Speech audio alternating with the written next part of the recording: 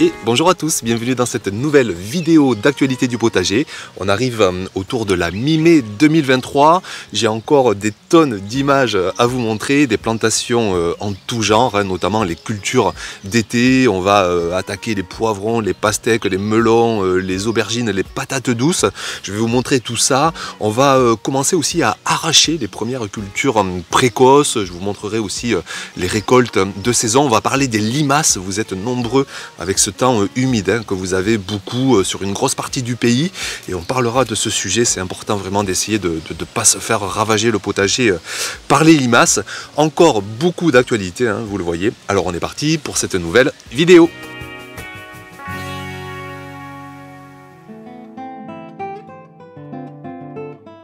Alors on commence avec une culture de petits pois et vous voyez la couleur des plants, ils commencent à jaunir. Ça c'est parce que c'est un semis très précoce. Je l'avais fait à l'automne dernier et comme je suis sous climat doux, eh bien ça n'a pas traîné. On a récolté au mois d'avril, début du mois de mai, et là eh bien ça y est, la culture arrive à sa fin. Je vais arracher, je vais en profiter pour faire la dernière récolte, encore un bon kilo qui se profile, et je vais pouvoir enchaîner avec des cultures d'été. On va planter directement derrière des patates douces. Alors chez vous, sûrement que la culture est encore moins avancée, vous allez récolter dans un mois, peut-être dans 2 mois, mais même avec ce timing, vous pourrez enchaîner avec des plantations derrière. Vous pourrez mettre des betteraves, des haricots, des choux par exemple. C'est toujours bien d'essayer d'enchaîner au maximum les cultures. Donc ici, gros arrachage. Alors j'essaie parfois de laisser les racines. Vous savez que les petits pois, ce sont des légumineuses, ça enrichit le sol. Les racines, c'est bien de les laisser dans le sol. Et puis sinon, au pire, de toute façon, surtout, je ne jette rien. Tout est broyé, je prends ma cisaille, je broie tout ça. Soit je le stocke en paillage pour le remettre plus tard au potager, soit j'en fais du compost. Mais quoi qu'il en soit, cette matière organique est revalorisée directement au potager.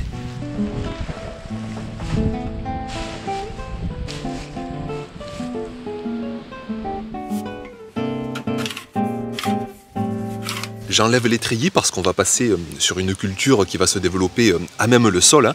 Je vais choisir donc des plants de patates douces. Vous les voyez sur ma table à plant. J'ai tout sorti de la serre parce que maintenant il fait rapidement trop chaud. Je mets tout sur une table en extérieur. Et là j'ai tous les plants qui sont en attente. J'ai le potager qui est plein en fait.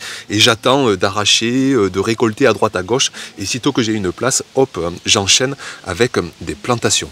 Donc ici, des plants de patates douces, on les a fait nous-mêmes, maison. Vous voyez qu'ils ne sont pas trop avancés et à mon sens c'est vraiment le stade idéal. Les racines ne tournent pas en rond et là les plants vont vraiment directement se développer en terre et ne vont pas commencer à tourner en rond dans les godets, dans les pots, et ça pour la patate douce c'est vraiment idéal. Donc plantation assez resserrée, tous les 50-60 cm, ça me permet vraiment de mettre plusieurs plants alignés, et puis à la fin de la ligne je mets un plant d'aubergine. Je vous répète que le potager je ne le planifie pas vraiment, je mets un petit peu ce que je ressens, ce que j'ai sous la main, et donc là une ligne de patates douces en majorité et à la fin donc un petit plant d'aubergine.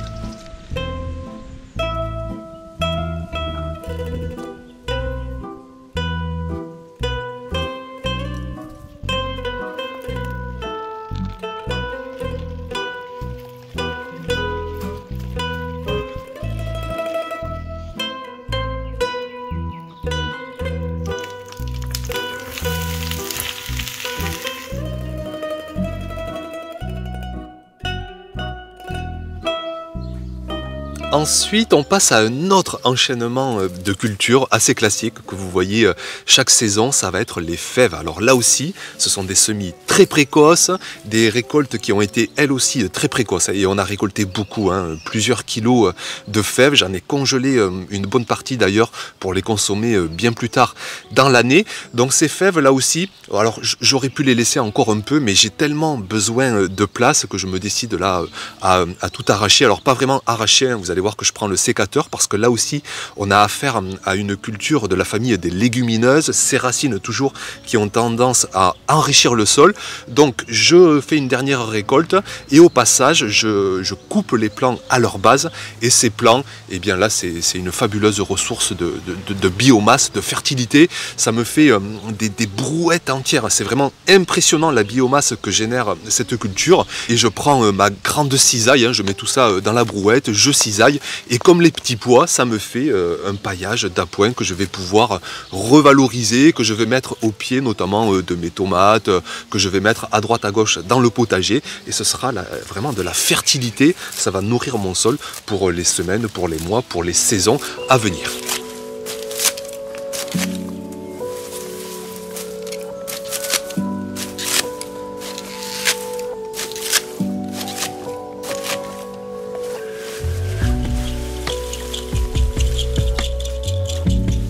J'ai plusieurs mètres carrés qui s'offrent à moi. Je suis tout heureux parce que j'ai plein de plants qui attendent. Et donc je vais en profiter pour implanter cette fois-ci vraiment des cultures d'été. Des melons, des pastèques, des aubergines, des poivrons. Parce que là je suis sur une parcelle qui est vraiment bien exposée. Elle va recevoir un maximum de soleil cet été. Et donc je préfère y mettre ces cultures-là plutôt que des choux ou des tomates ou des courgettes qui elles ici vont préférer un peu d'ombre pour mieux supporter l'été. Donc je vais chercher tout ça sur ma table à plat, je remplis ma caissette avec tout ça et je vais implanter, je prépare des petits bouts de roseaux, enfin de canne de Provence plus exactement, pour les mettre là où je vais les planter parce que une fois que tous ces plants vont s'épandre, vont étendre leurs tiges, après on ne sait plus où sont le départ des plants et ça c'est quand j'arroserai par la suite avec mon arrosoir, je mettrai vraiment un bout de canne de Provence, un bout de roseau à chaque trou de plantation pour me permettre d'arroser vraiment à l'endroit où j'ai planté et bien repérer le départ de chaque plant.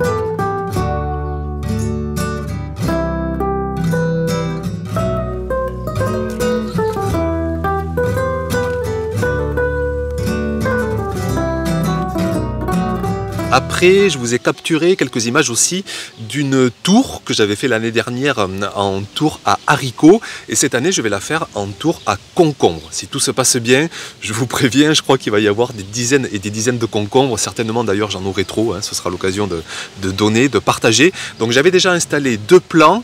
Et là, je vais en mettre 2 autres sur un côté et encore 2 autres sur un côté. Donc, l'occasion de vous dire eh bien, que les concombres, c'est une culture qui se régale à la verticale. On peut très bien l'amener de cette façon, ça permet de gagner de la place au sol. Après, il faut faire attention si vous êtes sous climat chaud, si vous vous exposez au plein soleil, ça peut vite avoir tendance à griller. Donc ici, moi, je me mets sur une zone du potager qui est assez ombragée, quitte à rajouter ensuite un peu de canis pour accentuer l'ombrage. Je vais rajouter du paillage au sol, il y aura de l'arrosage ponctuel si je manque de pluie. Donc toujours les mêmes solutions pour vraiment essayer d'avoir des cultures qui se portent au mieux. Donc plantation de 4 beaux plants de concombres et normalement, si tout se passe bien, vous allez voir d'ici 5 à 6 semaines, on devrait avoir une véritable jungle à concombres sur cette tour.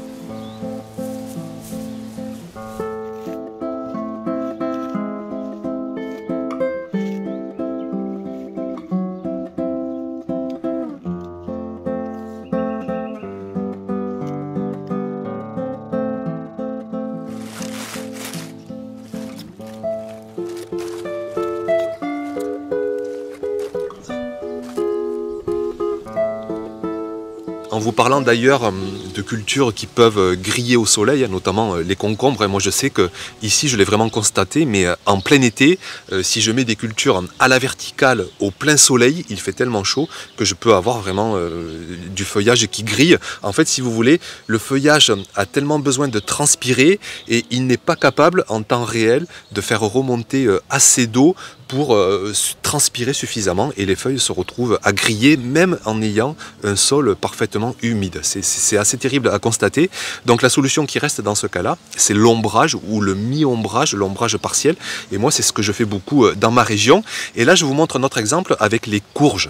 Donc plusieurs choses à vous dire. Donc déjà que j'ai semé très tard, ce qui fait que je suis content parce qu'en fait, j'ai des plants qui sont encore assez petits, et la culture de courge, elle a tellement de temps pour se développer. Il ne faut pas aller vite, elle a tout l'été, elle a tout l'automne, et ça m'évite d'avoir des plants trop avancés. Combien de saisons j'ai semé trop tôt et j'ai dû rempoter dans des pots énormes, je perds du terreau. Donc là j'ai semé quasiment début mai, ce qui fait que j'ai des plants tout petits, et je vais donc pouvoir installer ces plants, je vais les mettre à mi-ombre, je vais vraiment me mettre collé à ma haie, je vais faire courir mes plants de courge quasiment à l'ombre en fait, collé contre la haie plein sud. Ça va baisser vraiment le besoin de transpiration, ça va baisser la température, et moi ici sous ce climat chaud je vais vraiment avoir des courges, je le sais avec l'expérience, elles vont se régaler, elles vont développer leur feuillage et je vais avoir des récoltes énormes. Mais bon, attention, là il faut parler de contexte. Si vous êtes plus au nord, si vous avez un soleil qui tape moins fort, si vous avez des températures moins chaudes, vous pouvez très bien faire vos cultures au plein soleil. Mais bon, pour en discuter même avec des jardiniers du centre, de l'ouest, souvent les courges à mi-ombre, elles se régalent parce que le besoin de transpiration est moins fort. Elles peuvent plus se développer comme nous jardiniers. Souvent en plein été, on aime bien être à la mi-ombre pour être en pleine forme.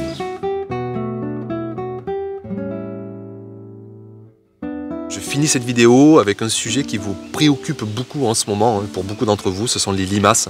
On a une météo assez pluvieuse sur une grande partie du pays, même ici, encore ce jour, on a quelques gouttes qui commencent à tomber. Moi, je suis quand même très épargné parce que le taux d'humidité n'est pas conséquent, mais alors, sitôt qu'on a beaucoup d'humidité, du non-travail de sol, du paillage, les limaces sont vraiment rapidement un problème. J'ai encore lu un dossier génial cette semaine sur le sujet, je profite de donner un peu de visibilité à la revue Le Potager Permacole. Guillaume, le rédacteur en chef, est allé interviewer Sylvie Laspina, qui est ingénieure agronome, référente en agriculture biologique, qui a écrit en plus des sujets sur le bouquin, notamment sur la régulation des limaces. Et on y apprend des choses que j'ai envie de rappeler, notamment que les solutions miracles, souvent, hélas, ne marchent pas. Je pense aux coquilles d'œufs. Elle nous explique à quel point les limaces peuvent même se balader sur des lames de rasoir. Elle nous expose aussi des solutions efficaces, que ce soit ne serait-ce tout simplement que de jardiner auparavant en faisant ses plants, ce que je fais moi beaucoup, partir du plant sitôt qu'on le peut, des plants qui seront beaucoup plus résistants que de partir de la graine, des bandes de cuivre qui parfois marchent, mais ça c'est quand on jardine en carré potager et entouré de cuivre, mais ce ne sont pas des solutions non plus évidentes. Elle parle aussi de l'orthophosphate de fer, qui est une molécule qui est bien moins dangereuse que le métaldéhyde qui était utilisé auparavant, et que parfois il faut peut-être déculpabiliser, se déculpabiliser à utiliser une poignée de ce qu'on appelle le ferramol, qui est tellement efficace.